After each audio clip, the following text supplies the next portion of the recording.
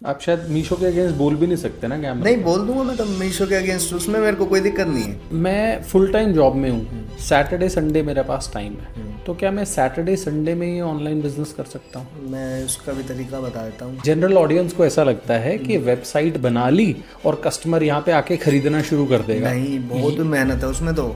E commerce में तो कुछ भी नहीं है वेबसाइट के आगे। हैंडबैग जो सबसे ज़्यादा बिकता है वो बेच रहा था मैंने, 20 रुपये 30 रुपये मार्जिन रख रहा था।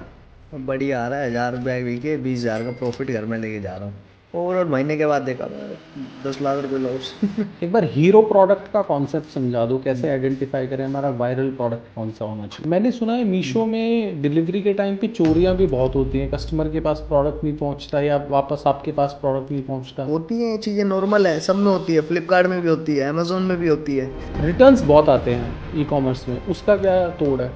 तोड़ है प्रोडक्ट तो तो फिर इसमें। तो इसमें ये भी बोल सकते हैं हम कि आपका जो बिजनेस है प्रॉफिटेबल ही नहीं है।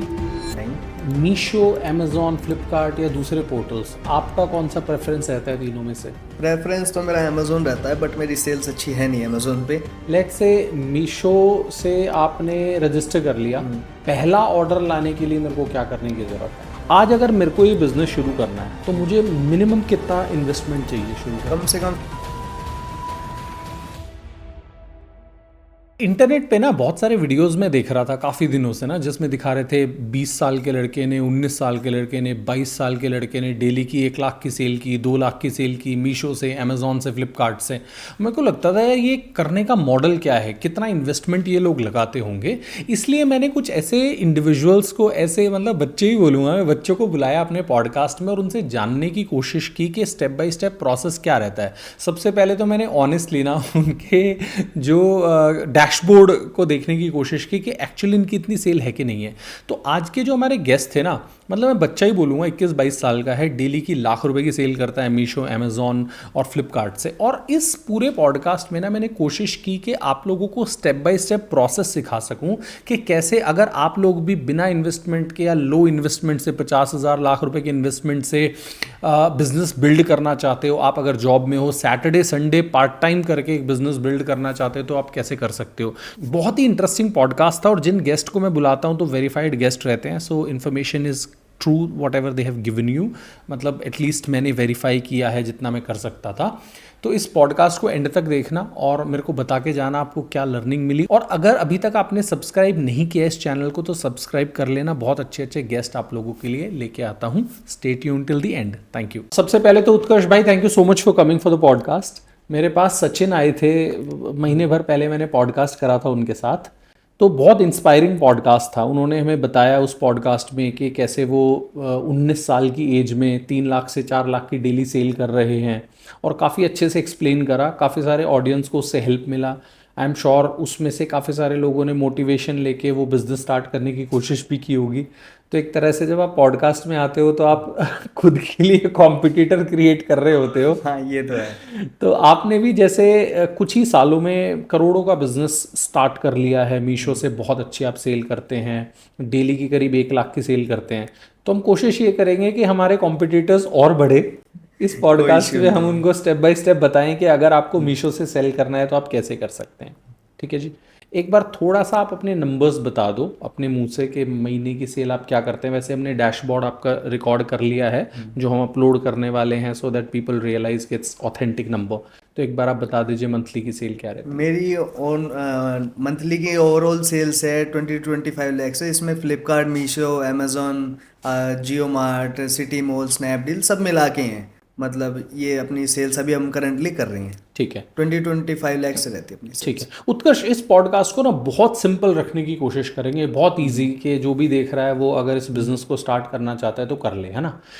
आज अगर मेरे को ये बिज़नेस शुरू करना है तो मुझे मिनिमम कितना इन्वेस्टमेंट चाहिए शुरू करने कम से कम 50,000 to 1 लाख चाहिए होते हैं अच्छा। मिनिमम। ठीक है। वही है, बाकी आप इसमें करते करते करते इसी से अर्न करके इसी में भी लगा सकते हो। आप चाहते हो जल्दी ग्रो करना तो आप इन्वेस्टमेंट बढ़ा भी सकते हो। ठीक है। तो लेट से मैंने अपने घर वालों से लड़ाई करके लाख रुपए अरेंज कर लिए, ठीक है, जॉब में था, अब कह दिया जॉब नहीं करनी। ये तो सबसे बड़ी गलती होगी ना। जॉब छोड़ दोगे तो बिल्कुल ही अर्निंग का सोर्स है। ये ई कॉमर्स बिजनेस ऐसा है, सबसे मेन चीज़ तो है इसमें आपको टाइम देना पड़ेगा पहले। ये नहीं है कि आपने जॉब छोड़ दी, आज काम स्टार्ट कर दिया, आप सोचो नेक्स्ट मंथ से मेरे को अर्निंग स्टार्ट हो जाएगी, ये पॉसिबल नहीं है। आपको सबसे पहले तो जॉब के साथ साथ करते रहो, जब आपकी जॉब और इक्वल आ जाए तब आप अपना जॉब को क्विट कर सकते हो।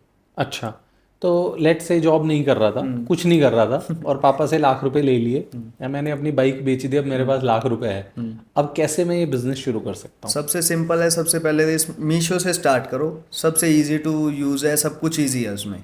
सबसे पहले नंबर 1 स्टेप होता है जीएसटी नंबर।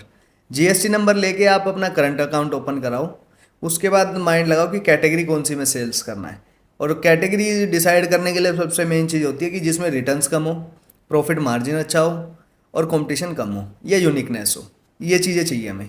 फिर आपको एक प्रोडक्ट मिल गया, सिंपली आपको उस प्रोडक्ट को या तो आपके खुद के डिज़ाइन से बनाओ या आपको किसी अदर सेलर हैं उनके आप प्रोडक्ट से सीखना के पर्पज से आप कर रहे हो कि आपका प्रोडक्ट अच्छा है, ये रिटर्न कम है इसमें, मैं आपका प्रोडक्ट सेल्स कर सकता हूँ। काफ़ी सेलर्स ऐसे हैं जो औरों को प्रोवाइड कर देते हैं या मैन्युफैक्चरर्स हैं, तो उनसे हम प्रोडक्ट बाय करके स्टार्टिंग में सेल्स करते हैं धीरे धीरे धीरे। वही आप स्टार्टिंग में ज़्यादा इन्वेंट्री मत रखो।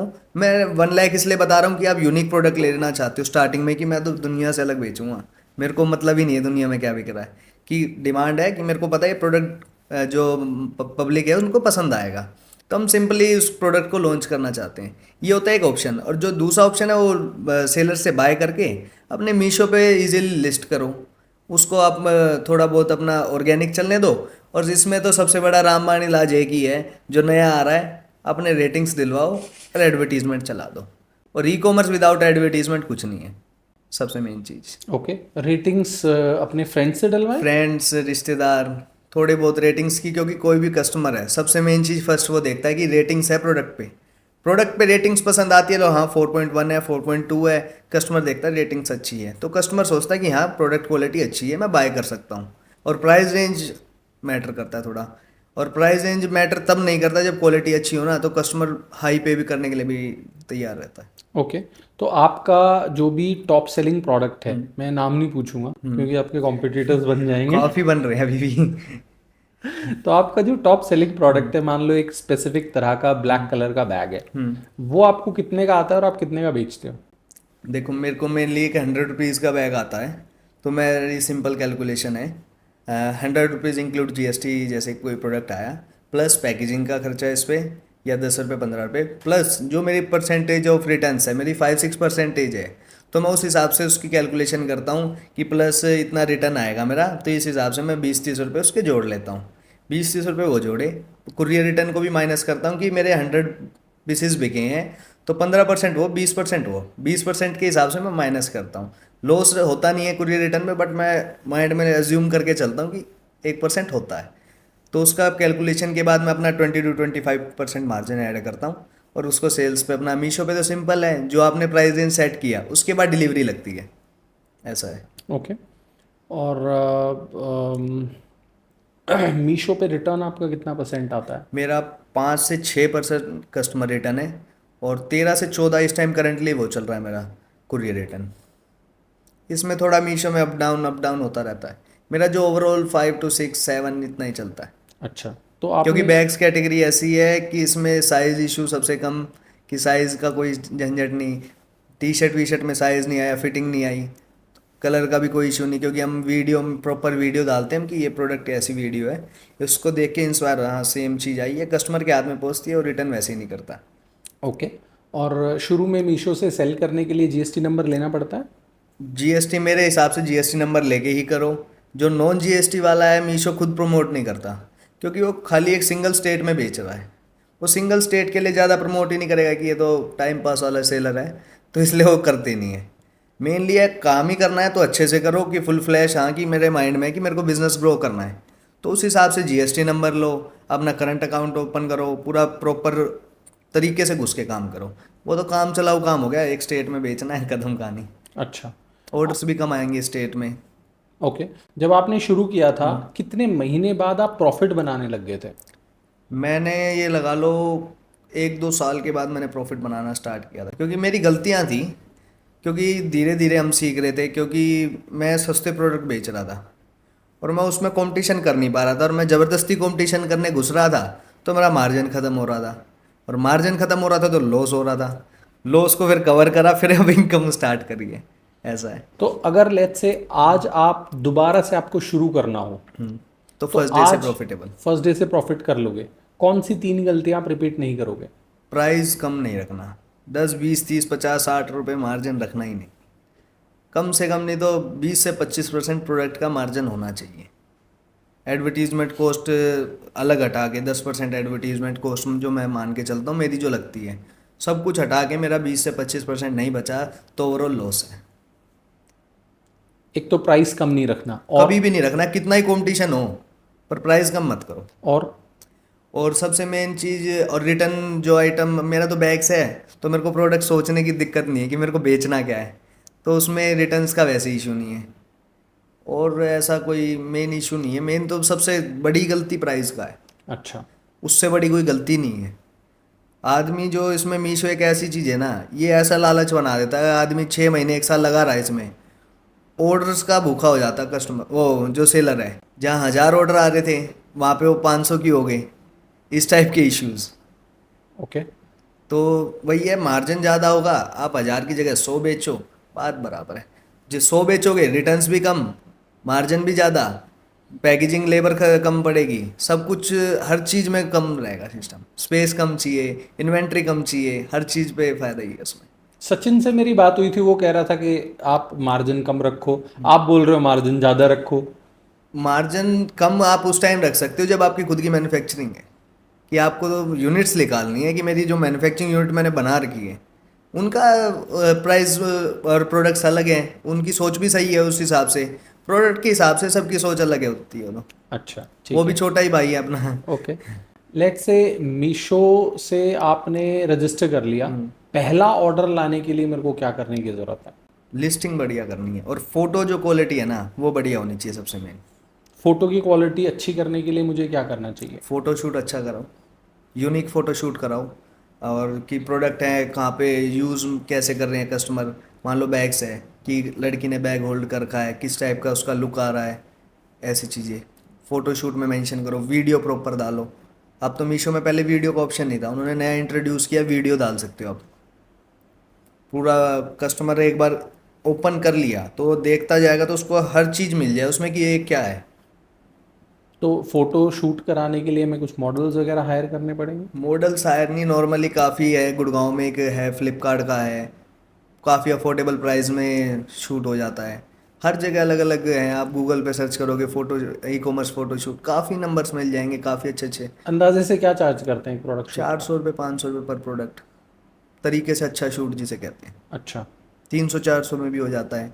जो मेरे बैग्स का है, छोटे छोटे प्रोडक्ट तो 200 250 में भी कर देते हैं, ज्वेलरी वगैरह।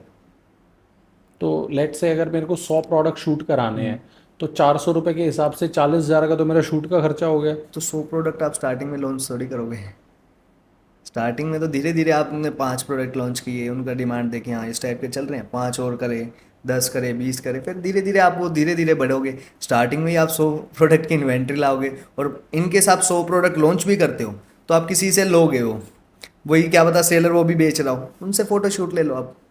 शुरू में मुझे कितने प्रोडक्ट से लॉन्च करना चाहिए? आप 10 15 20 प्रोडक्ट से लॉन्च करो कम से कम, और वही है, मल्टीपल लिस्टिंग्स करो उन्हीं की, उनमें से जो भी स्टार प्रोडक्ट निकले उसको आप एडवर्टीजमेंट करो, उसको प्रमोट करते रहो। मतलब एक ही प्रोडक्ट को 2 बार लिस्ट करें? 2 2 क्या 5 5 बार भी लिस्ट होता है मीशो पे, तो 10 10 बार भी होता है। सिंपल है, इसमें बैकग्राउंड चेंज किया, क्योंकि मीशो को ये दिखना चाहिए कि सेलर वर्किंग है, ये पूरी मेहनत कर रहा है अपने काम को करने। मीशो इतना तगड़ा एल्गोरिथम नहीं है उसका कि वो ढूंढ ले कि ये सेम डुप्लीकेट लिस्टिंग कर रहा है, तो उसमें बैकग्राउंड चेंज हो गया बिल्कुल प्रॉपर ही अलग दिखता है, फिर प्रोडक्ट पीछे, प्रोडक्ट तो सेम है, बैकग्राउंड चेंज हुआ, उसके एल्गोरिथम से बाहर हो गया, तो आप मल्टीपल लिस्टिंग कर सकते हो उसी की। उनमें से क्या पता 1 2 लिस्टिंग ऊपर चली जाए, ऑर्गेनिक सेल्स आ जाए। फ़ोटो का भी काफ़ी डिपेंडेंट रहता है, कि पहले जैसे मैं प्रोडक्ट था, एक नॉर्मल वाइट बैकग्राउंड में प्रोडक्ट बेच रहा था फ़ोटोज़ पे, फिर उसके बाद मैंने थोड़ा स्क्रॉल कर रहा था मीशो नॉर्मली बायर पैनल, कि मैं चल क्या रहा है, मैं देख रहा था मेरी जहाँ भी मेरे पे येलो बैकग्राउंड वाली फ़ोटो आ रही है ना, मेरी नज़र अटक रही है, बार बार उस पर ध्यान जा रहा है, तो मैंने फिर येलो बैकग्राउंड वाली फ़ोटोज़ क्रिएट करी फ़ोटोशॉप वगैरह से, उस पर फिर मेरी सेल्स भी काफ़ी इंक्रीज़ हुई, क्लिक्स आने लग गए उस पर, यार एकदम ही लोग देख रहे हैं ना कि एकदम ही रुक रहा है यहाँ, तो मेरे को थोड़ा उससे आइडिया लगा कि मैं ये चीज़ कर सकते हैं। ओके, ऐसी ऐसी चीज़ें भी रहती हैं। ठीक है। तो मीशो, अमेज़ॉन, फ्लिपकार्ट या दूसरे पोर्टल्स, आपका कौन सा प्रेफरेंस रहता है तीनों में से? प्रेफरेंस तो मेरा अमेज़ोन रहता है, बट मेरी सेल्स अच्छी है नहीं अमेज़ोन पे। मैंने बहुत कोशिश करी, बहुत पैसा खराब करा मैं आपको क्लियर बताऊँ, अभी बढ़ी नहीं है, बट मेरी एक कमी थी कि मेरे मल्टीपल प्रोडक्ट्स नहीं थे। अब मैं मल्टीपल प्रोडक्ट्स लॉन्च करके अमेज़ोन पे प्रॉपर तरीके से ब्रांड लॉन्च करूँगा, और मैं पूरे ब्रांड के तरीके से काम कर रहा था। उस पर स्पॉन्सर्ड ऐड, डिस्प्ले एड्स, हर टाइप के एड्स चला रहा था, और वो एड्स काफ़ी कॉस्टली पड़ रही थी तो उस पर लॉस ज़्यादा हो रहा था। बट ये है कि अभी इन 6 मंथ्स मैं अमेज़ोन ग्रो करके ही मानूंगा, क्योंकि मेरा टारगेट है अमेज़ोन ग्रो करना और खुद की वेबसाइट। अभी अमेज़ॉन से कितनी सेल आ रही है? अभी तो 10-12 ऑर्डर आ रहे हैं बस। अच्छा, ठीक है। मैं वैसे ऑडियंस सुन रहा होगा ना, उनको लग रहा होगा भाई डेली की लाख रुपए की सेल करता है तो 30 लाख रुपए महीने का कमा रहा होगा। हमारा ऑडियंस को ना सबसे पहले ये समझना पड़ेगा कि जो मार्जिन निकल के आता है ना, वो शायद 5-7% आता है। तो लेट्स, मेरा तो 20% तो मिनिमम है। 20% है, लेकिन खर्चे भी हैं। खर्चे हटा के बता रहा हूँ मैं, 5% वो खर्चे हटा तो दिए, 20 से 25 में।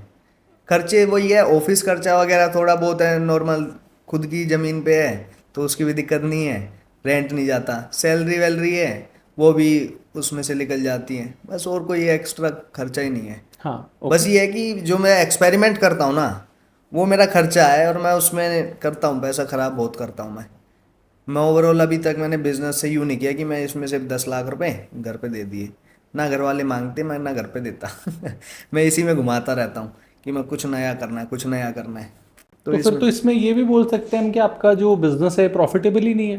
नहीं, आप क्योंकि अगर मेरी प्रॉफिट वैल्यू तो जो बढ़ रही, निकाल रहे हो, वैल्यू बढ़ रही है ना मेरी। कैसे बढ़ रही है वैल्यू? जो मेरी इन्वेंट्री है उसको मैं बढ़ा रहा हूँ, मेरा जो इन्वेंट्री में नए नए प्रोडक्ट्स बढ़ा रहा हूँ मैं, जो इन्वेस्टमेंट है जहाँ पे मेरी 10 लाख थी वहाँ 1 करोड़ है, उस हिसाब से। अच्छा, तो इन्वेंट्री बढ़ रही है, आपकी लर्निंग्स बढ़ रही है, आप चीज़ों को क्रैक करते जा रहे हो। सबसे मेन चीज़ है, लोग खाली बेचने में विश्वास रखें, वो बढ़िया अमाउंट, मैं खाली बेचने में कि मेरे को बेचना है और पैसे निकालने हैं, तो मैं डेली हर मंथली अच्छा अमाउंट निकाल सकता हूँ, बट मेरे माइंड में ही नहीं है वो चीज़, क्योंकि मेरे को एक छोटे अमाउंट में मेरी संतुष्टि नहीं है, मेरे को करना है बड़ा कुछ, तो इसलिए मेरा टारगेट ही वही है। वही अभी निकाल के कोई फ़ायदा नहीं, अब इसी में मैं चलने दूंगा। काफ़ी नई चीज़ें सीख रहा हूँ मैं नए एक्सपेरिमेंट से, कि ये अच्छा, ये ऐसे होगा, इसमें ये दिक्कत है, तो उनसे फिर धीरे धीरे सीख रहा हूँ मैं। एक कोर्स की फ़ीस पे कर रहा हूँ मैं एक टाइप से, कि एक मैं महंगा कोर्स कर रहा हूँ वो है मेरे माइंड में। ओके, 1 साल बाद आप, क्या लगता है आपको मंथली सेल आपकी क्या रहेगी? अभी एक्सपेक्टेशंस मैं रख नहीं रहा, बट ये है कि अच्छा नंबर होगा अभी से, ओके। कोशिश रहेगी डबल से ज़्यादा हो। ओके, सबसे खराब प्लेटफॉर्म कौन सा है इन सारे में से आपके हिसाब से? ख़राब कोई नहीं होता। मतलब आप जिसको लीस्ट प्रेफरेंस देते हो। प्रेफरेंस लिस्ट वाला भी ऐसा कोई है, कह नहीं सकते, बट ग्लिचेस है मीशो में, मतलब लिस्ट नहीं, प्लेटफॉर्म अच्छा है, बिगनर्स के लिए तो बहुत अच्छा है। क्या क्या लिमिटेशंस है, क्या क्या कमियां हैं मीशो में? रिटर्न्स की कमी है थोड़ा इसमें, बट वही है, तरीके से सब कुछ मैनेजमेंट करो तो रिटर्न्स में भी कुछ दिक्कत नहीं आती। आप शायद मीशो के अगेंस्ट बोल भी नहीं सकते ना कैमरे नहीं पे। बोल दूंगा मैं तो मीशो के अगेंस्ट, उसमें मेरे को कोई दिक्कत नहीं है। जो चीज़ मैं, एक चीज़ है, आप हर चीज़ का डाटा कैलकुलेटेड रखोगे ना, तो आपको एक पैकेट की भी हेरफेर नहीं मिलेगी। मैं जो भी, मान लो रिटर्न्स मेरे 10 आए, जो मेरा स्टाफ है मैंने उनको बोल रखा है एक एक पैकेट आईडी स्कैन होनी चाहिए, सब कुछ A to Z उसमें होना चाहिए मेरे एक्सेल शीट में, तो मेरे को दिक्कत आई नहीं रही, मेरे चोरी नहीं हो रहे पैकेट नहीं, क्योंकि पैनल में मीशो में क्या है, सामने दिखा देगा आज आपके इतने पैकेट डिलीवर होंगे, डेली चेक होता है कि इतने पैकेट डिलीवर हुए, ये आईडी हुई, सब प्रॉपर तरीके से कर रहे हैं तो दिक्कत ही नहीं है। जो चोरी हुई तो हम ब्रांडेड पैकेजिंग यूज़ कर रहे हैं, उससे क्लेम मिल जाता हमें। काफ़ी हैं जो ग्लिच है, उसमें सबसे बड़ा ग्लिच एक लगता है, प्राइस वाइज कम हो जाता है ना, पता ही नहीं चलता कब कम हुआ कब पैसे गायब। मतलब? मतलब मान लो मैंने 599 का प्रोडक्ट लिस्ट कर रखा है, एकदम ही देख रहा हूँ मैं 2-3 दिन बाद कि प्रोडक्ट का प्राइस 299 हो रखा है, इस टाइप से। बट ये अब तो ग्लिच कम हो गया, पहले बहुत ज़्यादा था ये, कि 39 में बिक रहा है, 39, 49, ₹9 में बिक रहा है, ऐसे ऐसे प्राइस रेंज में अपना आप बिक रहा है, अपने आप डील में लग गया। ऑटोमेटिक प्राइस डाउन हो रहा है, ऑटोमेटिक एडवर्टीजमेंट लग रही है, हमारे बिन लगाए, देखा आधे घंटे बाद 500 रुपये गायब हो गए ऐसी चीज़ें ग्लिच तो है, ये तो टेक्निकल प्रॉब्लम्स हैं। और ऐसा कोई इशू नहीं है। मेरे हिसाब से तो। बाकी सब एरिया का अलग अलग, किसी को अलग इशू आ रहे हूँ, वो अलग कह सकते हैं। ओके। मैंने वैसे लीस्ट पे रेफरेंस मेरी भी मीशो में रहते हैं, इसमें स्टेबल नहीं है कुछ। बिजनेस को स्टेबल बिजनेस नहीं कह सकते इतना। क्यों? इसमें ऑर्डर सब डाउन रहते हैं, कभी भी अप हो सकते हैं, कभी भी डाउन हो सकते हैं। कभी 500 आ रहे, कभी 100 पे आगे एकदम, ऐसा भी होता है इसमें। क्या रीज़न है? रीज़न इसका कुछ नहीं कह सकते। पहले इसका एक सिस्टम था कि आपके पेज वाइज सिस्टम था। फर्स्ट पेज पे कोई कैटलॉग आ रही है, सेकंड पेज पे आ रही है, थर्ड पेज। इन्होंने पेज का ही सिस्टम हटा दिया, स्क्रॉल करते ही रहो करते ही रहो करते ही रहो। हम्म। वो सिस्टम ही ख़त्म कर दिया इन्होंने। ओके। मैंने सुना है मीशो में डिलीवरी के टाइम पे चोरियां भी बहुत होती हैं, कस्टमर के पास प्रोडक्ट नहीं पहुंचता या वापस आपके पास प्रोडक्ट नहीं पहुंचता। होती हैं ये चीज़ें, नॉर्मल है, सब में होती है। फ्लिपकार्ट में भी होती है, अमेजोन में भी होती है। वही है, बट आपको क्लेम करना पड़ेगा। क्लेम मेरे जितने मैंने क्लेम पास करे, मतलब डाले ना, 100% पास है मेरे। मेरे को तो इशू नहीं आ रहा। बाकी लोगों को बहुत इशू है, मीशो से बहुत दुखी हैं लोग। मेरे को नहीं आ रहा अभी तक। बीच में आया था बहुत, मैं तंग आ गया था, फ्रस्ट्रेटेड हो गया था मैं। प्राइस का बहुत गंदा काम है, ऐसा है। आपने कुछ किया उसको ठीक करने के लिए, अपने आप ठीक हो अपना गया? भी मीशो भी तो थोड़ा वर्किंग करेगा, हम तो क्या ही करेंगे उनका। ओके। और इनका सबसे घटिया एक चीज़ है सेलर सपोर्ट। कुछ चीज़ ऊपर नीचे हो गई तो उसका सोल्यूशन ही नहीं मिलेगा। इस चीज़ पे मीशो वर्किंग कर लेना, उस दिन बहुत अच्छी चीज़ हो जाएगी। क्यों नहीं काम करते हैं इस पे? पता ही नहीं क्या कर रहे हैं। टिकट राइज करो, उल्टे सुल्टे जवाब आएंगे कि दाल किसी चीज़ के ले रहे हैं टिकट, ऑटो में पता नहीं क्या दल के आ रहा है कि ये करो। मैं भाई क्या टीम बिठा रही है पीछे। ऐसे ऐसे काम है इसमें तो। ओके। तो आज अगर मैं बिजनेस स्टार्ट कर रहा हूँ लेट्स से लाख रुपए से, तो मुझे एड्स कब रन करने शुरू करने चाहिए? आपको देखो मैं बताऊं, मीशो, फ्लिपकार्ट, अमेजोन, सब पे सबसे मेन चीज़ है डिपेंडेंट एड्स। ओके। एड्स तो लगानी पड़ेगी। और आप ये सोचो कि मैं ऑर्गेनिक की सेल्स करूं, तो आप एक बढ़िया लेवल पे नहीं पहुंच सकते। क्योंकि ई कॉमर्स ऐसा बिजनेस है जिसमें जो दिखेगा वही बिकेगा। अब वही एड्स जब तक नहीं दिखेंगे, कॉम्पिटिटर लगा रहा है एड, उसका ऊपर दिखेगा। वही आपको स्टार्टिंग डेज में वही है, रेटिंग्स वेटिंग्स का इंतजार करना चाहिए। थोड़े नॉर्मल ऑर्गेनिक ऑर्डर्स आने चाहिए, फिर आप एडवर्टीजमेंट स्पेंड करो, कोई इशू नहीं है उससे। कितने ऑर्गेनिक ऑर्डर्स आ जाएं जिसके बाद ऐड चलाएं? थोड़ी बहुत रेटिंग्स आने लग जाए मेन, फिर आप डेली की एड्स चलाने लगे। रेटिंग कस्टमर खुद से देते हैं या हमें? थोड़ी बहुत खुद से दे लो, फिर उसके बाद कस्टमर देता ही रहेगा। अच्छा, उसके कस्टमर बाद तो देते टाइम हैं। ही टाइम है अपने पास। अच्छा, कस्टमर देते हैं रेटिंग्स। हाँ, मेरी प्रोडक्ट्स पे 2-2 हज़ार 3-3 हज़ार रेटिंग है। मीशो पे जो जो प्राइस रेंज में हाई बेच रहा हूँ, 550 600 इस टाइप के प्रोडक्ट पे है मेरे। ओके। लोग और कहते हैं कि 200-250 का बिकता है मीशो पे, सब बिकता है। सब टाइप के कस्टमर है, और रिटर्न्स भी नहीं आते। एक बार हीरो प्रोडक्ट का कॉन्सेप्ट समझा दो, कैसे आइडेंटिफाई करें हमारा वायरल प्रोडक्ट कौन सा होना चाहिए? वायरल प्रोडक्ट वही है, यूनिक हो और उसकी ऑर्गेनिक सेल्स ज़्यादा आ रहे हो। आप लगा रहे हो 300 की ऐड, प्रोडक्ट आ रहे हैं उसके 400, 200 प्रोडक्ट, 200 ऑर्डर्स आ रहे हैं, 100 ऑर्डर्स आ रहे हैं। मतलब ऑर्गेनिकली ज़्यादा खरीद रहे हैं लोग, पसंद कर रहे हैं, क्लिक्स ज़्यादा आ रहे हैं, व्यूज़ ज़्यादा आ रहे हैं। उस टाइप से आप उसको फाइंड आउट कर सकते हो। और मेनली हीरो प्रोडक्ट तो खुद ही निकालना पड़ता है, सबसे मेन चीज़ तो वो है। बाकी आपको कोई माइंड में है कि मेरे को ये प्रोडक्ट चढ़ाना है, तो ओवरऑल आखिरी में आप चढ़ा ही दोगे उसे। एडवर्टीजमेंट खर्च करके, उसके चेंजेस करके, उसके फ़ोटोशूट में चेंजेस करके, कीवर्ड्स चेंज करके, उस पर मेहनत करनी पड़ेगी लिस्टिंग पे। ऐसा नहीं है कि खुद से ही कुछ ऊपर हीरो चढ़ जाएगा। खुद से मेहनत करनी पड़ेगी। कोई भी प्रोडक्ट आप हीरो प्रोडक्ट बना सकते हो, ऐसा है? क्वालिटी अच्छी हो तो। ऐसा है? हाँ, और जो कस्टमर, आपको रिसर्च के ऊपर है मेनली कि मेरा बैग्स है, मेरे को पता है कस्टमर किस टाइप के बैग्स पसंद कर रहे हैं।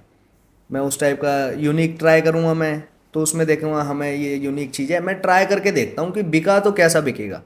इन केस उसकी अच्छी डिमांड आ गई तो मैं उस पर और ज़्यादा फोकस करूँगा, एडवर्टीजमेंट स्पेंड बढ़ाऊँगा, उस पर फ़ोटोशूट अच्छी क्वालिटी का कराऊँगा, वीडियोज़ वगैरह कराऊँगा, डिस्प्ले एड्स चलाऊँगा, उस हिसाब से रहता है। ओके। दो तीन मार्केट भी बता दो, लाख रुपए पड़े हैं कहाँ से लाऊं बैग? बैग तो नवी क्रीम है, नवी क्रीम में से ना लाओ तो अच्छी बात है। मैं बताऊं क्यों। क्योंकि रीज़न एक रहता है सबसे बड़ा ई कॉमर्स में, आपने आज बैग खरीदा, आपके 10 ऑर्डर 20 ऑर्डर डेली आने लग गए। 100 बैग खरीदे थे आपने, 10 ऑर्डर 20 ऑर्डर दोबारा लेने गए, कहे भाई सेम तो है ही नहीं। वहाँ कस्टमर फिर फंस गया, आउट ऑफ स्टॉक करते फिर वो दिक्कत।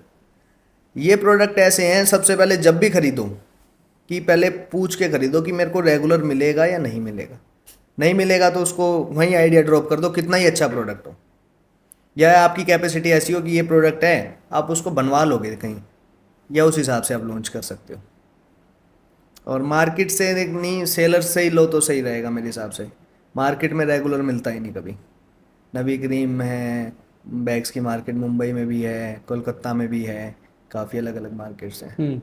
तो मैं सप्लायर कैसे ढूंढूं अगर नबी इंडिया करीम्स। मार्ट सबसे बेस्ट, इंडिया मार्ट, जजाइल, उड़ान, इन पे आप डालो कि मेरे को बैग्स मैन्युफैक्चर चाहिए मेरे नियर मी, या मेरे को यहाँ पे चाहिए, उसमें सब आ जाएंगे। जिससे कॉल पे करो, जिससे आपका कि लगे कि हाँ मेरा अच्छा संबंध बन रहा है कि मैं ये कर रहा हूँ, तो लोग बेच रहे हैं। मेरे सेलर्स हैं कम से कम, तो 50 सेलर्स हैं मेरे ओवरऑल इंडिया। पॉडकास्ट के बाद ही मेरे बने हैं काफ़ी, पहले भी थे पर इतने नहीं थे। कोई मेरा प्रयागराज से बेच रहा है, कोई बिहार से बेच रहा है, कोई हरियाणा से बेच रहा है, कोई यूपी से, हर जगह से सेलर्स बने हुए हैं, बेच रहे हैं। अच्छा, उनको फिर वही है, वो रिपीट ऑर्डर, सर मेरा इतने ये बैग्स भेज दो, हम भेज देते हैं। मतलब आप उनको देते हो। हाँ, ओके। और वो फिर आगे बेचते हैं। और वो वो भी। भी बेच रहे हैं, वो भी प्रॉफिटेबल है उनका। मैंने ऐसे खाली 2 बार रामबाण इलाज बताया मैंने कि रेटिंग्स दो, एड्स चलाओ, बढ़िया ऑर्डर आएंगे। कोई कितना ही कुछ जोर लगा लो, आने ही आने उस ऑर्डर उसमें। ओके। रिटर्न्स बहुत आते हैं ई कॉमर्स में, उसका क्या तोड़ है। थोड़ा प्रोडक्ट कि कौन सा लेना है। मैंने अभी कल ही रील बनाई है कि कौन से प्रोडक्ट चूज़ करने चाहिए आपको। एक कैटेगरी है डाइपर्स, इसमें रिटर्न्स है ही नहीं और रिपीट ऑर्डर सबसे ज़्यादा है। एक प्रोडक्ट है अपना अंडर गारमेंट्स है, इसमें भी रिटर्न्स कम है, बैग्स में भी रिटर्न्स कम है। काफ़ी ऐसी ऐसी प्रोडक्ट कैटेगरीज है, उसको आपको ढूंढना पड़ेगा। ओके। और इन कैटेगरीज में भी रिटर्न्स होंगे, उनको कैसे कम करें, जैसे आपकी कैटेगरी में भी रिटर्न्स होंगे। चेक करके बैग, मतलब एक एक चीज़ चेक करके आप सेल्स करो। जब पैकेजिंग से पहले की कोई कमी तो नहीं है, पैकेजिंग अच्छी हो। मान लो मेरे बैग्स हैं, उसमें मैं पैकेजिंग जितनी अच्छी प्रोवाइड करूँगा ना, कस्टमर एक्सपीरियंस उतना इनहेंस होगा, तो उससे मेरे को थोड़ा रिटर्न्स में भी फ़र्क मिलेगा। क्वालिटी में कॉम्प्रोमाइज़ मत करो।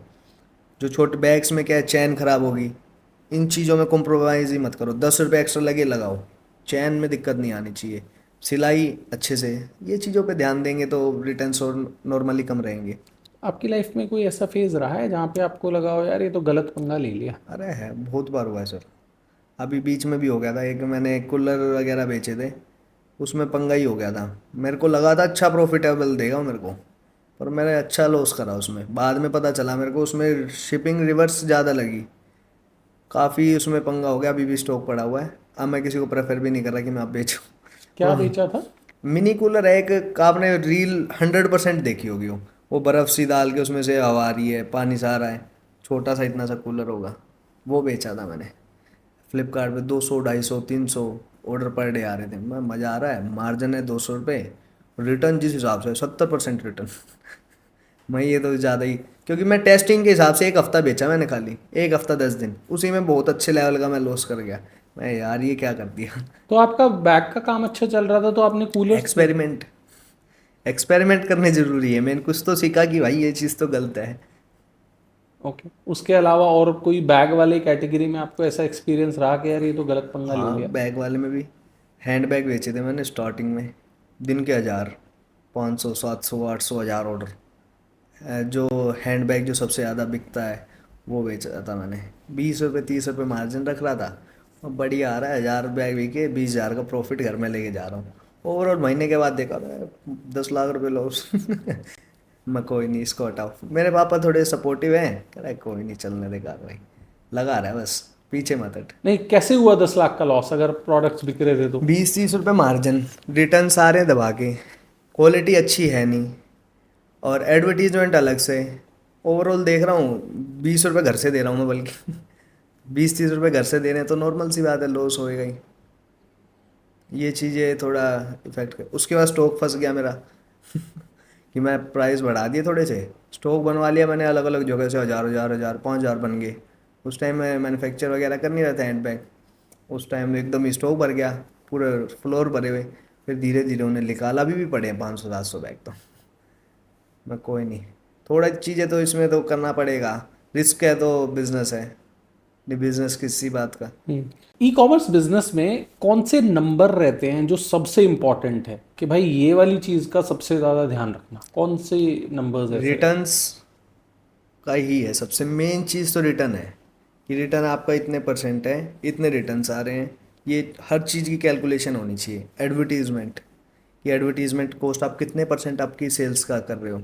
मेरी 10% एक्यूरेट है कि ऑर्गेनिक और वो मिला के 10% मैं अपना उस पर सेल्स एडवर्टीज़मेंट में खर्च करता ही करता हूँ। अभी बढ़ाऊँगा मैं धीरे धीरे करके, क्योंकि मेरे को उस हिसाब से टारगेटिंग करना है, तो उस हिसाब से करना। और प्राइसिंग का सबसे नंबर ज़रूरी है कि आपकी कैलकुलेशन सही है नहीं सही, कि आप सोच तो रहे हो 20 रुपये बच रहे हैं जैसे मैं सोच रहा था, पर वो नहीं बच रहे आखिरी में। ये चीज़ें हैं। तो कोई ऐसी शीट वगैरह कहीं से डाउनलोड कर सकते हैं जहाँ पे डेटा फिल कर लें, या मैन्युअली बना सकते हैं, या हर बार खुद से कैलकुलेट करना पड़ेगा? खुद से कैलकुलेट मेनली उनकी सेल्स रिपोर्ट आती है, आप उसमें प्रोडक्ट की मेनली आप सबसे इजी तरीका है, आप अपने सेटलमेंट में जाओ, कितना अमाउंट आपके बिन बैंक क्रेडिट हो रहा है और कितने रिटर्न्स आ रहे हैं, उनको कैलकुलेट कर सकते हो आप इजीली। हम्म। कि मेरे इतने, मैंने 100 प्रोडक्ट बेचे हैं, इतना मेरा अमाउंट आ रहा था इसमें, मैंने इतना इस पे एडवर्टीजमेंट में खर्च किया है, इतना मैंने ये किया, उस हिसाब से आप कैलकुलेट कर सकते हो। Dead dead inventory, dead stock को कैसे कैलकुलेट करोगे? वो तो वही है, कमी स्टॉक रखना चाहिए स्टार्टिंग में, वही है, थोड़ा पड़ा रहता है अलग, उसका तो अभी मेरा ही खुद नहीं समझ में आ रहा क्या करूँ। ऑफलाइन निकाल देता हूँ सस्ते में, कोई नहीं, कैश तो होगा कुछ। पर मेरी ये है कि ज़्यादा डेड इन्वेंट्री नहीं है, वही 400-500 पीस जब फंसे थे अब तक वही हैं। हम्म। और सब मैं निकाल देता हूँ। और गलती मेरी ये थी कि मैंने क्वालिटी अच्छी नहीं थी। डेड स्टॉक कभी नहीं होता जब उसकी क्वालिटी अच्छी होती है। क्वालिटी अच्छी है तो कभी डेड स्टॉक होगा ही नहीं, वो आपका हमेशा बिकेगा, ऐसा है। लेकिन क्वालिटी तो कस्टमर के पास जाएगा प्रोडक्ट तभी पता चलेगा ना, फोटो से क्वालिटी का तो नहीं पता चलता। फोटोज से क्वालिटी का आपने बाय कर रहे हैं लोग, फोटोज का तो खेल आपको मैंने स्टार्टिंग में बताया था, फोटो अच्छी होगी तो कस्टमर मंगाएगा, कस्टमर मंगाएगा तो उसको पसंद आएगा तो रेटिंग देगा, रेटिंग देगा तो ऑर्गेनिकली वो आपका ऊपर आएगा, ऊपर आएगा तो कस्टमर खरीदेगा ही खरीदेगा। ओके। मीशो फ्लिपकार्ट में मेरा टॉप फर्स्ट पे दिखाता है पेज पे, बैकपैक फॉर गर्ल्स सर्च करते ही फर्स्ट पे आता है। फर्स्ट पेज पे आना काफ़ी ठीक बात है। ओके। अच्छा, एक और पॉडकास्ट मैंने जो करा था उसमें मुझे जो आए थे गेस्ट, उन्होंने ये बोला था कि जब आप मीशो पे सेल करना चाहते हो, किसी मार्केट प्लेस पे करना चाहते हो, तो बेशक आप इन्वेंट्री 10 पीस लाओ, हाँ वो ज़्यादा लेकिन देखो। दिखाओ वहाँ पे 500 पीस। हाँ नॉर्मल सी चीज़ है, क्योंकि वही बात है कि लगना चाहिए कि हम बेच रहे हैं ज़्यादा। और कोई भी इन्वेंटरी 10 पीस लाता है तो उस माइंड सेट से नहीं लाता कि मैं खाली 10 ही बेचूंगा। नॉर्मल सी बात है, वो इन्वेंटरी ज़्यादा डालेंगे, ज़्यादा उठाएंगे, वो दोबारा ले आएगा, इन्वेंटरी डाल देगा। 100 पीसेस डाल दो, 500 डाल दो, 1000 डाल दो, बट वही है, मिनिमम नहीं रखना चाहिए कि एकदम ही आती लोग देखें कि ये इसमें बेचने तो ये नकली सेलर है तो उस हिसाब से ना हो। मैं फुल टाइम जॉब में हूँ, सैटरडे संडे मेरे पास टाइम है, तो क्या मैं सैटरडे संडे में ही ऑनलाइन बिजनेस कर सकता हूँ? मैं उसका भी तरीका बता देता हूँ। घर पे कोई तो रहता होगा, घर पे खाली रात में पैकेट पैक किए या सुबह पैकेट सिखा दो। आपको मेन है कंप्यूटर वर्क करना है, कंप्यूटर वर्क किया कि आपने लिस्टिंग करी, रात में 1 घंटा टाइम दे दो लिस्टिंग वगैरह उन चीज़ों पे ध्यान देने का। सैटरडे संडे में आप बाहर के वर्क कर लो कि मेरे को प्रोडक्ट अरेंज करना है, ये अरेंज करना है, बाकी घर पे जो भी होगा वो पैकेट देता रहेगा, घर से आके लेके जाते हैं यार डिलीवरी उत्कर्ष, पे। इतना आसान होता तो सभी नहीं कर लेते।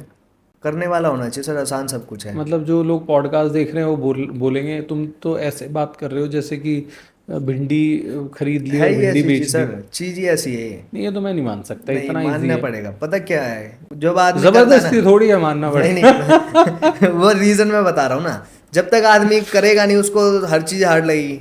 अब मैं जब तक रील्स नहीं बना रहा था ना तो मेरे को ऐसा लग रहा था यार क्या चीज़ है।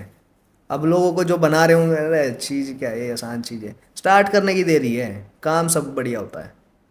हर बिजनेस में पैसा है, कोई भी बिजनेस उठा लो, हर बिजनेस में कोई ना कोई कमा रहा है। अब वही है, डेडिकेशन होनी चाहिए कि मेरे को कमाना है इससे, सारा खेल हुआ है। कोई भी फील्ड हो किसी भी चीज़ की, हर चीज़ में पैसा है, चाय बेचने से लेके हर चीज़ में है। कूड़े कबाड़े के काम में भी इतना पैसा है जिसका हम सोच नहीं सकते। सैटरडे संडे में हो जाएगा काम? सैटरडे संडे में आप पूरा प्रॉपर बाहर का वर्क करो और बाकी दिन आपके घर से वो देंगे पैकेट्स, हम्म। क्योंकि आपको पैकेजिंग ही तो करना है मेनली। खाली एक चीज़ की भड़क होती है, रिटर्न आएंगे, वो आपके घर में वाइफ होगी या बच्चे होंगे या मम्मी होगी पापा होंगे, वो दे देंगे। और आके आप सारी चीज़ रात में कैलकुलेट कर लो, आज इतने ऑर्डर्स गए, इतने रिटर्न्स आए, चेक करा सेम है, नहीं आए तो कंप्लेंट डाल दो कि ये रीज़न है, इतने रिटर्न्स आने थे इतने आए नहीं। तो आप ये बोल रहे हो जो लोग जॉब्स में हैं सैटरडे संडे जब फ्री होते हैं तो उस दिन मीशो पे रजिस्टर करें, कुछ प्रोडक्ट्स खरीद के वहाँ पे डालें और उनको सेल करना शुरू करें, और सैटरडे संडे में सिर्फ मैनेज कर सकते हैं, जो भी वीकडेज में उनके घर पे हैं वो डिलीवरीज कर सकते हैं। हाँ इजीली डिलीवरी से भी क्या, खाली हाथ में पैकेट पकड़ाना है, पैकेट का क्या, पन्नी में प्रोडक्ट डाला, पैक किया, चिपका दिया पर्ची, हो गया पैक। इतना इजी है। और क्या करना है। लेबल डाउनलोड तो सबसे इजी है, सिंगल एक क्लिक में एक्सेप्ट, एक क्लिक में लेबल डाउनलोड और एक क्लिक में प्रिंट। फिर लोगों के पैसे क्यों नहीं बन रहे? लोगों को बनाने नहीं आ रहे। अभी आप देख लेना, हम ये पॉडकास्ट कर रहे हैं, लोग कमेंट में यही बोलेंगे कि भाई इतना आसान होता तो सब कर लेते, मेरे तो गलतियां पैसे बताई तो हमने पॉडकास्ट में कि आप ये गलतियां मत करो, टाइम लगेगा पर बनेंगे जरूर। मैंने स्टार्टिंग में कही, मैं ई कॉमर्स बिजनेस ऐसा है, इसमें टाइम देना पड़ेगा, एक दिन में सब कुछ नहीं होगा, मंथ में नहीं होगा, टाइम प्रॉपर देना पड़ेगा कि डेडिकेशन के साथ कि हाँ कि मेरे को करना है बिजनेस, मेहनत करनी पड़ेगी। तो लाख रुपए किसी की अगर डेली की सेल है और 20% उसका मार्जिन है, तो ये तो 6 लाख रुपए महीना हो गया। इतना आसान तो नहीं हो सकता 6 लाख रुपए आसान महीने तो का 4 साल दिए ना मैंने। अच्छा। 4 साल में मैंने ये सोचो कितना लॉस किया और कितना क्या किया, कितना मैंने वो लिया। और मैंने सबसे मेन चीज़ है कि बिजनेस का पैसा बाहर नहीं निकाला कि मैं मेरे को बाहर के खर्चे, घर के खर्चे निकालने हैं। घर वाले अपना आप देख रहे हो तो ना, वो कहते कह लगा रहे तो कोई नहीं, उम्र ही क्या है अभी तेरी, 22 साल है, पढ़ाई रहे होते अभी भी। ओके। साथ साथ मेरी पढ़ाई भी चल रही है। मैंने वैसे तो प्रोफेशन के हिसाब से मैंने डीएलएड कर की है, जेवीटी मतलब मास्टर प्राइमरी टीचर। वही है, घर वाले तो फोर्स कर रहे थे, अरे भाई टीचर बन। मैंने एसएससी की कोचिंग ली, 12th करते ही मैं कोचिंग में चला गया था मुखर्जी नगर, मैंने बढ़िया तैयारी करी। फिर बीच में एकदम बिजनेस स्टार्ट कर ही दिया था, बीच में मैं तैयारी रखी साइड काम में, क्योंकि माइंड सेट स्टार्टिंग से ही ऐसा था कि बिजनेस करना है, पर ये नहीं पता क्या करना है, पर करना है। वो विकास है, उनने मेरे को दिया कि भाई मैं बैग्स कर रहा हूँ, तू भी कर ले। मैं ठीक है भाई, उनने करवाया, धीरे धीरे कर रहे हैं। ठीक है, तो मैं भी करता हूँ फिर। करो आप स्टार्ट। अब मैं कौन से पोर्टल से शुरू करूँ? मीशो, अमेजोन, आपको फ्लिपकार्ट? तो सर हमसे ज़्यादा नॉलेज है, आप नहीं नहीं, Amazon मैं से मतलब जब मैं वेबसाइट से स्टार्ट करो आप। जब मैं जब मैं अपनी बात कर रहा हूँ तो मतलब मैं एक जनरल ऑडियंस होके बात कर रहा हूँ कि लेट्स से मैं जॉब करता हूँ और सैटरडे संडे का मेरे पास टाइम है, तो मुझे शुरू करना है, तो मैं कौन से पोर्टल से करूँ? मीशो फ्लिपकार्ट दोनों से करो एक साथ। एक जब बार आपको नॉलेज एक, तो मीशो से स्टार्ट करो। मीशो से करूँ? मीशो से क्यों, फ्लिपकार्ट से क्यों नहीं? फ्लिपकार्ट में भी थोड़ा ज़्यादा है और ग्रो करना थोड़ा मुश्किल है, एक्सेप्ट मीशो को थोड़ा देखते हुए मीशो पे इजीली आदमी कर सकता है ग्रो। वही है बस, सबसे मेन चीज़ प्राइस पे ध्यान जरूर देना। आप करो जब, मतलब प्राइस पे ध्यान दूं कि बहुत कम ना करूं? मार्जिन कम नहीं रहना चाहिए। फिर आखिरी में नहीं, पॉडकास्ट में आ गया, अरे क्या बता के चला गया। दिक्कत है ना। लोग कमेंट में यही बोलेंगे। आप, आधी जनता बोलेगी और देखेंगे, पर वही है कुछ परसेंट ही चंद लोग बोलेंगे कि ये तो पागल बना रहा है। भैया जिसको नहीं, पागल बना रहा है तो नहीं बोलेंगे, उसका रीजन तो ये है कि हम थोड़ा मेरे दिखा पॉडकास्ट लोग देखते हैं तो इनको ये तो पता है कि गेस्ट को कुछ अगर बुलाया परसेंट। गया है तो वो रिलायबल है और काम कर रहे होंगे जो बता रहे हैं। लेकिन पॉइंट ये है कि जब हम कोई चीज़ को दूर से देखते हैं ना तो हमें लगता है यार ये तो बहुत मुश्किल है, ये तो झूठ बोल रहा है भाई, 20-21 साल का लड़का है, लाख रुपए डेली की सेल कर रहा है ना। मतलब सचिन के केस में भी काफ़ी सारे लोगों ने मुझे, सचिन कर रहा है, हाँ बहुत अच्छी सेल्स कर रहा है वो। हाँ जो है जेन्युइन नंबर्स बता रखे हैं उन्हें, क्योंकि मैं तो जानता हूँ सब चीज़ें जानता हूँ उसकी मैं, क्योंकि मेरा जो खास दोस्त है उसका ही छोटा भाई है, हाँ, तो सब तो मैंने चीज़ें सब चीज़ जेन्युइन है। उसका मैंने डैशबोर्ड देखा था और मैंने ऑडियंस को भी दिखाया था, तो मतलब नंबर्स तो डेफिनेटली जेन्युइन है। लेकिन क्या होता है कि जो कोई इंसान 15,000 रुपये आज जॉब में कमा रहा है, 20,000 कमा रहा है, उसने इंजीनियरिंग कर रखी है, तो काफ़ी सारे लोगों के लिए डाइजेस्ट करना बहुत मुश्किल होता है कि यार हम तो इतने साल से जॉब मेहनत कर भी रहे तो कर रहा है, फिर वो पूरे दिन लगा रहना पड़ता काम हैं, में। जॉब वाले भी तो मेहनत कर रहे हैं। वो उनके अंदर फिर वो नहीं है ना रिस्क लेने की कैपेसिटी, उनने रिस्क लिया स्टार्टिंग में कि कोई नहीं, रिस्क है तो काम है। हाँ, रिस्क एपेटाइट तो बहुत ज़रूरी है, रिस्क लेना बहुत ज़रूरी है। जो बिजनेस करना चाहता है उसको रिस्क तो चाहिए। सबसे पहले है कि रिस्क, लॉस होगा तो देखी जाएगी, वो चीज़ तो सोचनी पड़ेगी। वही आप पर लॉस होने मत दो, कोशिश ऐसा करो कि लॉस होने मत दो।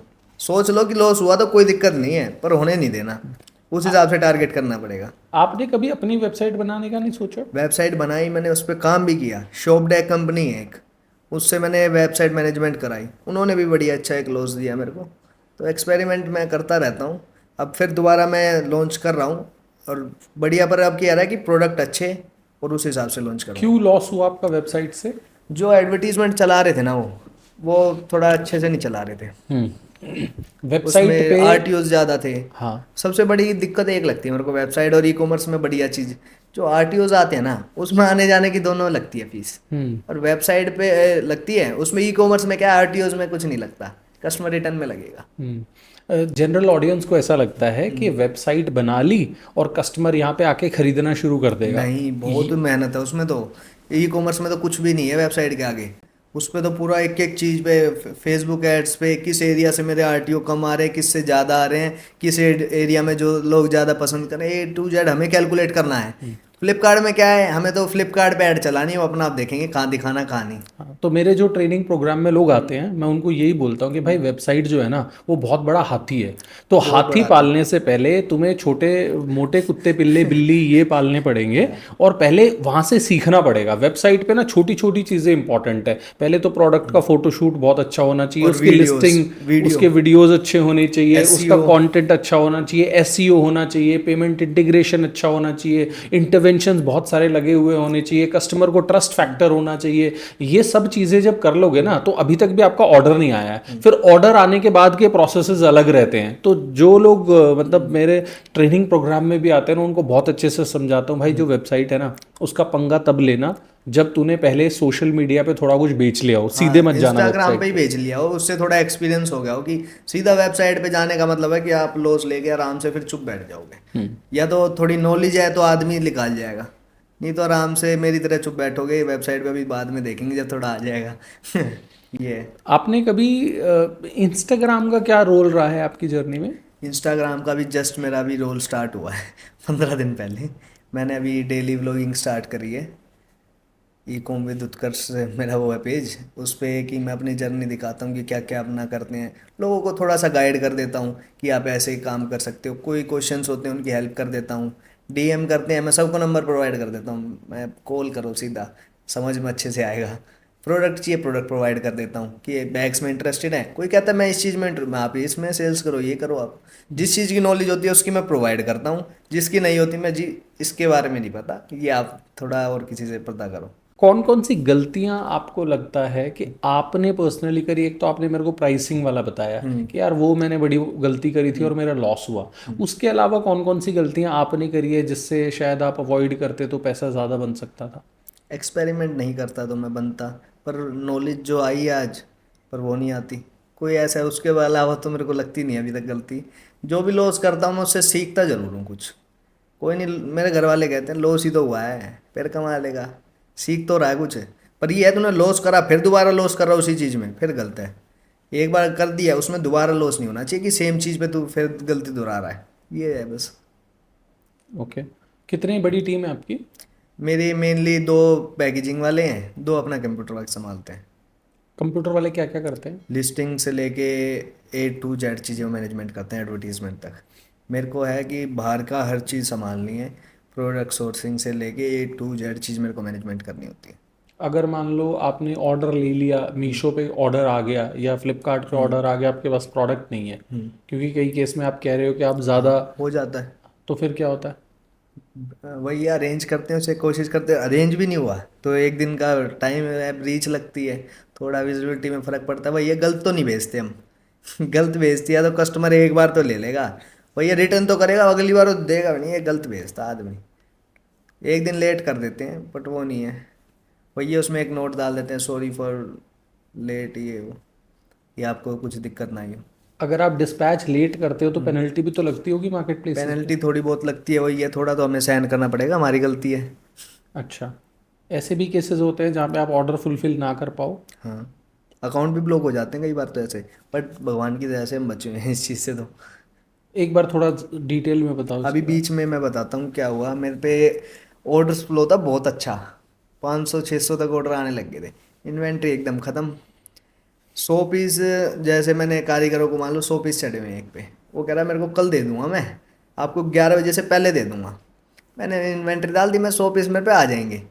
मैं गया, भैया शाम हो जाएगी। मैं शाम हो जाएगी, अब उनको कुछ कह नहीं सकते, जी अपना बना लो, हम जा रहे हैं बोरिया बिस्तर उठा के, बहुत है बनाने वाले। वहाँ दिक्कत आती है। फिर वही है, अब थोड़ा चली दिक्कत है बीच में, अब ख़त्म हुई है। कैसे ख़त्म हुई? ख़त्म स्टॉक बना है ना, फिर अच्छे से हर जगह बनवा दिया A to Z। खुद के में बन रहा था, अलग फैक्ट्री में बनवा दिया, 5-6 अलग अलग फैक्ट्री में बनवा दिया। लो 1000 पीस ये लो, 1000 आप लो, 1000 ये लो, फुल स्टॉक।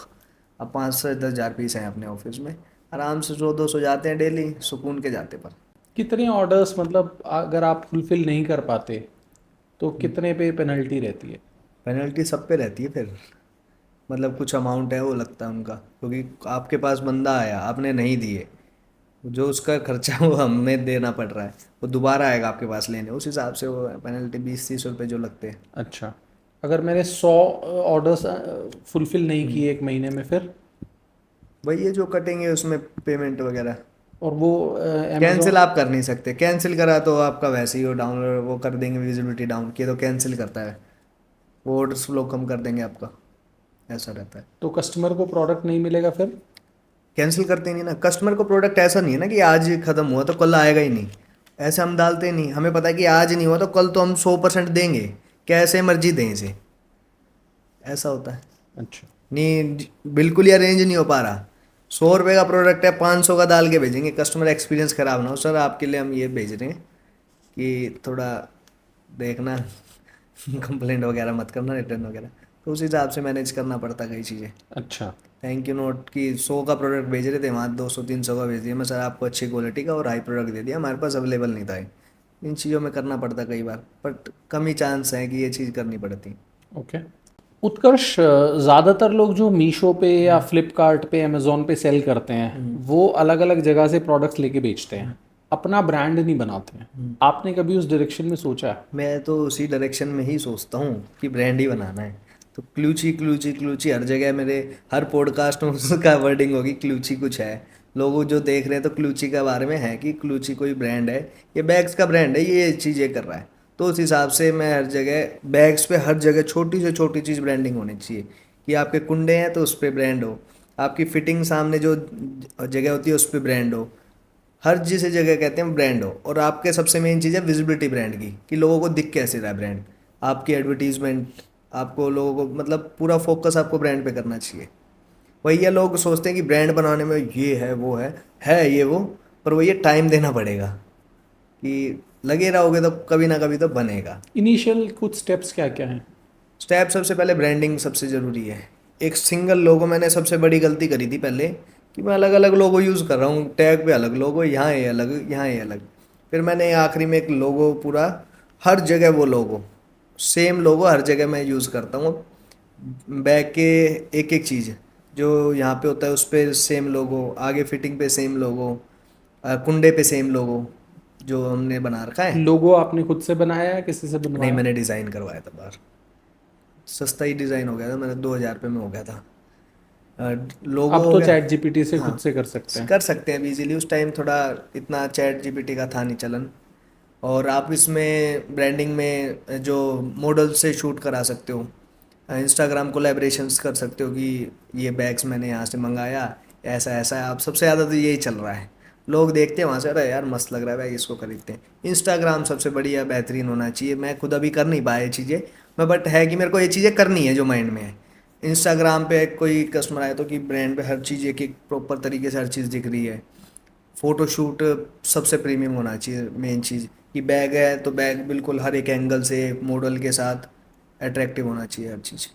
वंडरफुल। और सबसे मेन एडवर्टीजमेंट का ही है कि किस ऑडियंस को आपको टारगेट करना है, किस मतलब आपका प्रोडक्ट प्राइस हाई में सेल्स कर रहे हो, लो में कर रहे हो, उस हिसाब से किस एरिया में आपको, मेट्रो सिटीज़ में टारगेटिंग करनी है या और कहीं टारगेटिंग करनी है। ये कैसे डिसाइड करूँ उत्कर्ष? लेट्स से मैं बिजनेस शुरू कर रहा हूँ। प्रोडक्ट जैसे मैंने उस टाइम स्टार्ट करा था तो मैं मेट्रो सिटीज़ में ज़्यादा टारगेट कर रहा था, क्योंकि बट प्रोडक्ट सस्ता था। मेट्रो सिटीज़ में है कि डिमांड महंगे प्रोडक्ट की ज़्यादा है, लोग फैशनेबल चीज़ों पे थोड़ा ज़्यादा कंसंट्रेट करते हैं, कि आज टोट बैग्स मान लो, कि जो यहाँ के लोग होंगे ऑफिस वाले हैं, उनको चाहिए कि मेरा बैग प्रीमियम दिखना चाहिए और प्रीमियम तरीके से हर चीज़ होनी चाहिए, तो उस हिसाब से है लोग को हम टारगेटिंग कर सकते हैं। हम रूरल एरिया में चला दें 5,000 के बैग की ऐड, कोई नहीं खरीदेगा। बहुत इंटरेस्टिंग पॉडकास्ट था उत्कर्ष, और मुझे लग रहा है हमने एंड टू एंड सब कुछ डिस्कस किया है। कम अमाउंट से आप कैसे शुरू कर सकते हो, जॉब से आपको स्विच करना है तो उसका क्या प्रोसेस है, सैटरडे संडे भी आप कर सकते हो, रिटर्न्स कैसे कंट्रोल कर सकते हो, ब्रांड कैसे बना सकते हो। तो मुझे लग रहा है जिन भी लोगों ने ये पॉडकास्ट देखा होगा उनको बहुत इंसाइट मिला होगा।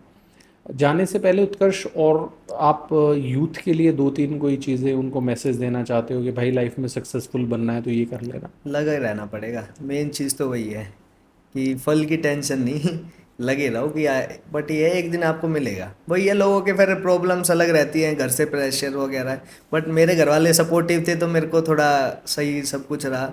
अब वही है, उस चीज़ को आप कैसे टैकल डाउन करोगे कि आपके घर पे सपोर्टिव हैं, उनको समझाओ कि ये ऐसे है, उनको नॉलेज दो तो वो भी उस हिसाब से आपको सपोर्ट करने लग जाएंगे। वही है, बट टाइम देना पड़ेगा आपको। काफ़ी सारे लोग बोलते हैं नेवर गिव अप, हाँ, तो है ये चीज़, वही तो मैंने हिंदी बोल दिया। हाँ हाँ, आपने हिंदी में बोल दिया, लेकिन मैं इसमें आगे कुछ ऐड करना चाह रहा था। वो ये ऐड करना चाह रहा था कि एक थ्योरी तो ये है नेवर गिव अप जो आपने बोला। एक थ्योरी ये है कि किसी भी चीज़ को ज़्यादा देर तक होल्ड करके मत रखो। जब तक आप किसी चीज़ को होल्ड करके रखोगे, हो सकता है आप कोई बहुत अच्छी चीज़ उठा सकते थे, लेकिन आपने एक चीज़ को होल्ड करके रखा हुआ है तो आप उसको नहीं उठा पा और रहे। होल्ड करके रखा, कोई गंदी चीज़ उठा ली और अच्छी छोड़ के ये भी तो है। हाँ अब एक ही चीज़ में टारगेट है कि आपको टारगेट बनाना है, मेरे को इस चीज़ में मेरे को फुल फोकस करना है, इसी चीज़ को ग्रो करना है। वही ये अच्छी चीज़ें बहुत निकलेगी और गंदी भी बहुत चीज़ें निकलेगी, क्या पता कौन सी हाथ में आ जाए। तो एक चीज़ को टारगेट बना के उसी पे फोकस करो। हर बिजनेस में पैसा है, कोई भी बिजनेस ऐसा नहीं है जिसमें पैसा नहीं है। हम नहीं कमा रहे, क्या दूसरा तो कमा ही रहा है, ये चीज़ तो देखनी है। कोई भी बिजनेस हो, हर बिजनेस में पैसा है, छोटे से छोटा और बड़े से बड़ा। इसलिए मेरे हिसाब से कोई भी एक कैटेगरी चुनो, कोई भी बिजनेस हो, ई कॉमर्स हो या अदर बिजनेस हो, लगे रहना है बस उसमें। कामयाब तो होएगा आदमी, लगा रहेगा तो। ओके, इन नई नई चीज़ें करो। थैंक यू उत्कर्ष। बहुत कुछ मुझे पर्सनली भी सीखने को मिला और ऑडियंस को आई एम श्योर सीखने को मिला होगा। और हर पॉडकास्ट के एंड में मैं एक चीज़ बोलता हूँ कि इंटरनेट पे ना बहुत सारा कंटेंट है। जो लोग घंटे भर बैठ के पॉडकास्ट सुन रहे हैं, इसका एक मतलब तो ये है कि ये एक्चुअली वो 1% लोग हैं जो अपनी लाइफ में पॉजिटिव चेंज लाना चाहते हैं। अदरवाइज तो कोई मतलब अंजलि का पटाया वाला डांस देख रहा होगा, कोई बिग बॉस में तान्या ने क्या कौन सी साड़ी पहनी है, कितनी साड़ियाँ लेके बिग बॉस में गई है, कोई वो देख रहा होगा, है ना। लेकिन जो लोग पॉडकास्ट देख रहे हैं, 1 घंटा लगा रहे हैं पॉडकास्ट देखने के लिए, 1 घंटे तक वो ये सोच रहे हैं यार इस पॉडकास्ट से मेरे को क्या सीखना है, कौन सी चीज़ मैं अपनी लाइफ में इंप्लीमेंट कर सकता हूँ। तो ये चीज़ तो फॉर श्योर है कि वो लोग जो पॉडकास्ट देखते हैं, स्पेशली लॉन्गर पॉडकास्ट देखते हैं और लास्ट तक देखते हैं, वो they want to change themselves for something better. तो thank you so much for watching the podcast till the end. अगर अभी तक इस चैनल को भाई सब्सक्राइब नहीं करा है तो देखो, घर पे आके दरवाज़ा बजा के तो नहीं बोलूँगा कि भाई सब्सक्राइब कर लो, राहुल शर्मा तुम्हारे घर आया हूँ। बता ही सकता हूँ अच्छा चैनल है, अच्छी इन्फॉर्मेशन लाते हैं। उत्कर्ष भाई जैसे लोगों को लाते हैं जो 20-22 साल की एज में लाख रुपए डेली की सेल कर रहे हैं, ठीक है। तो सब्सक्राइब कर लो, इनके पेज की डिटेल्स भी दे रहा हूँ, उसको भी सब्सक्राइब कर लो। ऐसा कंटेंट देखने की कोशिश करो जिससे आप इंस्पायर होते हो, अपने साथ वाले लोगों को भी इंस्पायर करो। Learning is infectious. आप सीखोगे, आपके फैमिली वाले भी सीखेंगे, आपके बच्चे भी सीखेंगे, आगे की जनरेशन्स भी बेटर होंगी। So thank you so much for staying till the end. अगर आप चाहते हो उत्कर्ष भाई के साथ हम दूसरा पॉडकास्ट करें तो पार्ट 2 लिख देना, 100 कमेंट्स आएंगे तो पार्ट 2 करेंगे, ठीक है जी। So 100 thank you so comment आ ही मच। जाएंगे, हाँ, 100 कमेंट आ ही जाएंगे फिर आ तो। जाएंगे। So thank you so much for watching this podcast. और मुझे ये भी बता देना और कौन से गेस्ट को आप चाहते हो मैं पॉडकास्ट पे लेके आऊँ, मैं कोशिश करूँगा उनको लाने की। Thank you so much, take care, bye bye.